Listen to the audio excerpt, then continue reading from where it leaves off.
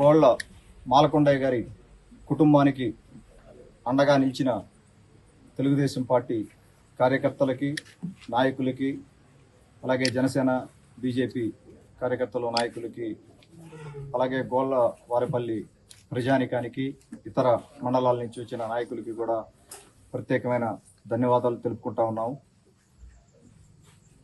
ఉదయం నుంచి మన గౌరవ ముఖ్యమంత్రి వర్యులు శ్రీ నారా చంద్రబాబు నాయుడు గారు, అలాగే ఉప ముఖ్యమంత్రి పవన్ కళ్యాణ్ గారు, మన మంత్రివర్యులు యువనేత నారా లోకేష్ బాబు గారు, అలాగే మన జిల్లా మంత్రివర్యులు నారాయణ గారు, ఆనం రామనారెడ్డి గారు, అలాగే మన ఇన్ఛార్జ్ మంత్రి ఫరూక్ గారు, అన్న మన ఎంపీ విపిఆర్ గారు, వారి సూచనల మేరకు ఉదయమే ఇక్కడ కుటుంబం దగ్గరికి వచ్చి కుటుంబానికి అండగా ఉండడం జరిగింది. ధైర్యం చెప్పి ఈ యాక్సిడెంట్లో ప్రాణాలు కోల్పోయిన గోళ్ళ మాలకొండయ్య గారి కొడుకు రమేష్, అలాగే అనూష, శశాంత్, మన్విత, చిన్న పిల్లలు 7-4 సంవత్సరాల ఇంత ముందు నేను చెప్పినట్టుగా, సో నలుగురిని కోల్పోవడం జరిగింది. అలాగే ఇంకొక కుటుంబం, వారి పేరు కూడా రమేష్, వారు కూడా ఈ బస్సులో ఉన్నారు. వారికి కూడా వారి భార్య, వాళ్ళ ఇద్దరు పిల్లలు అదృష్టవశాత్తు వాళ్ళు బయటపడగలిగారు, కానీ ఈ కుటుంబం బయటపడలేకపోయింది. దానికి తెలుగుదేశం పార్టీ తరఫున, అందరి తరఫున ప్రగాఢ సానుభూతి తెలిపి ఆ కుటుంబానికి అండగా ఉండడం జరిగింది ఉదయం నుంచి. అలాగే తెలుగుదేశం పార్టీ నుంచి క్లెయిమ్ ప్రాసెస్లో వీళ్ళ అకౌంట్ నెంబర్స్ తీసుకొని, మాలకొండయ్య గారి అకౌంట్ నెంబరు, అలాగే వారి కూతురి అకౌంట్ నెంబర్ తీసుకొని, ఎందుకంటే ఆ కుటుంబం వీళ్ళ మేనరకం చేసుకున్నందువల్ల ఇంట్లో కుటుంబమే, అమ్మాయిని సొంత అక్క కూతుర్ని చేసుకున్నాడు రమేష్. సో వాళ్ళ అకౌంట్ నెంబర్స్ తీసుకొని చెరి 5 లక్షలు, దాదాపుగా 10 లక్షల రూపాయలు వాళ్ళ అకౌంట్లో జమ చేయడం జరుగుతోంది. ఈరోజు రాత్రికి కానీ, లేకపోతే మండే లోపల జమ చేయడం జరుగుతోంది. అలాగే గవర్నమెంట్ తరపు నుంచి సాయం కూడా ప్రకటించున్నారు మన హోమ్ మినిస్టర్ గారు. దాని గురించి కూడా డీటెయిల్స్ వస్తాయి. అవి ఒకటి. తర్వాత ఇన్సూరెన్స్ ఇది కానీ ఒకటి, మనం ఎంత డబ్బు ఇచ్చినా ఆయన బాధ తీర్చలేంది. డబ్బుతో పెట్టేది బాధ కాదు ఇది. ఎందుకంటే కొన్ని కుటుంబాల్లో ఒకరో ఇద్దరు ఉంటారు, ఎవరో ఒకరు దాటుకున్న తర్వాత ఒకరో ఇద్దరు ఉండి కుటుంబాన్ని ముందుకు తీసుకెళ్లే పరిస్థితి ఉంటది. కానీ ఈ కుటుంబానికి పూర్తిగా పెద్దవాళ్ళు అయిపోయారు. ఈయన కానీ, ఈయన భార్య కానీ, ఆమె పెదమ్మ కానీ, తర్వాత వాళ్ళ కూతురు కానీ, వాళ్ళందరూ కూడా అందరూ పెద్దవాళ్ళు. ఆయన చూస్తున్న ఉదయం నుంచి, నేను ఇక్కడే కూర్చున్నాను ఉదయం నుంచి.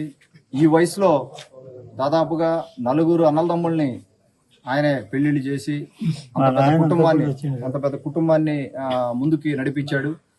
ఎంతో మందికి పెళ్లిళ్ళు చేశాడు, ఎంతో మందికి అండగా ఉన్నాడు. ఆయన కష్టం ఉదయం నుంచి కూడా, ఆయన ఇంత జరిగినా కూడా ఈ కష్టంలో కూడా ఆయన డైలీ నీడ్స్ అంటే డైలీ చేసే కార్యక్రమాలు, బర్రెలను చూసుకోవడం కానీ చెప్పిన ఆగే పరిస్థితి లేదు. ఉదయం నుంచి కూడా ఆయన పని ఆయన చేయింది, ఆయనకి మనశ్శాంతి లేదు. సో మేము కూడా సరేలే, ఆయన ఇష్టం వచ్చినట్టు ఆయన ఉండేవాడిని అని చెప్పి ఆయనకి ఇక్కడ అండగా ఉండి ఉదయం నుంచి చూడడం జరిగింది. ఏదేమైనా ఆ కుటుంబానికి తీరని దుఃఖం ఈ రోజున. భగవంతుడు అది ధైర్యం ఇవ్వాలని చెప్పి మనస్ఫూర్తిగా కోరుకుంటా ఉన్నాను. అన్న మన ఎంపీ విపిఆర్ గారు ఇప్పుడే రావడం జరిగింది ఫ్యామిలీని పరామర్శించడానికి. వారు కూడా 2 నిమిషాలు మాట్లాడతారు. మాట్లాడబోయే ముందు నేను ఉదయం నుంచి కూడా మేము నా తరపున, కాకర్ల చారిటబుల్ తరపున ఇక్కడ జరిగే కార్యక్రమాలన్నీ కూడా చూసుకోవాలి. ఆ ఖర్చు అంతా నేనే భరాయిస్తాను ఎమ్మెల్యేగా. అలాగే 3 లక్షలు కాకర్ల చారిటబుల్ ట్రస్ట్ నుంచి ఆర్థిక సహాయం కూడా చేస్తాం కుటుంబానికి. మనకి సంబంధించిన, నా కాన్స్టిట్యున్సీలో సంబంధించిన పనులు తప్పకుండా పోయి పరామర్శించాలని రావడంతో మధ్యాహ్నం నుంచి బయలుదేరి పెద్దాన్ని మాలకొండయ్య గారిని చూడాలనే దీంతో వచ్చాను. ఇక్కడికి వచ్చిన తర్వాత తెలిసింది, ఒక కొడుకే అతనికి 3 కూతుర్లని, కూతురు బిడ్డనే కొడుక్కిచ్చుకున్నాడు. ఇవన్నీ తెలిస్తే అసలు మనం అసలు అతని పరిస్థితి ఏందా అని ఆలోచించుకుంటే మనకే అసలు ఎంతో బాధ కలుగుతుంది. ఇటువంటి పరిస్థితుల్లో మాలకొండయ్య గారిని మనము అసలు ఊహించుకోలేము. అతను ఎంత ఇబ్బంది పడుతున్నాడో లోపల. అయినా కానీ ధైర్యంగా కూర్చొని సమాధానం చెప్తున్నాడు.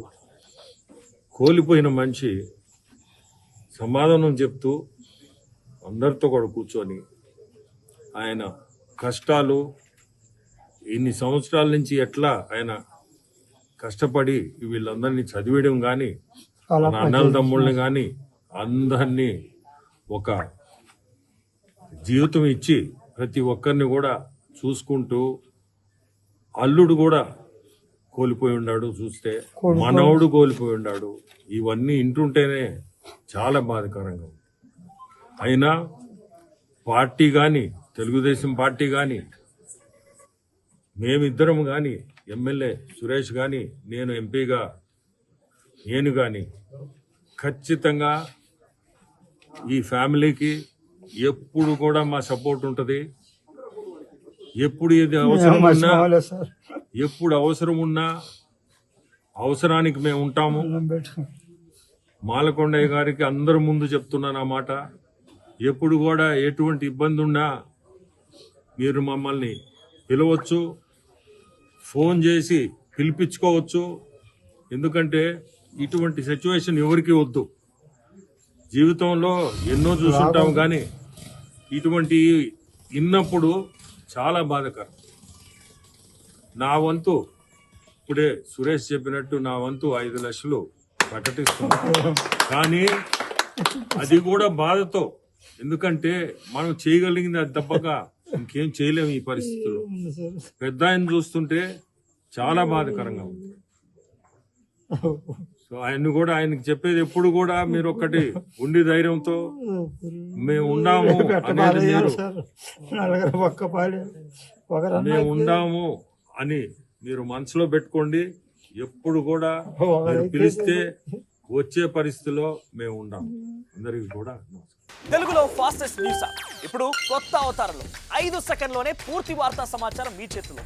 సోషల్ మీడియా ట్రెండ్స్ మీ కళ్ళ ముందుకే live TV and voice search options తో ఇప్పుడే డౌన్లోడ్ చేయండి. యాప్ లింక్ డిస్క్రిప్షన్ లో ఉంది.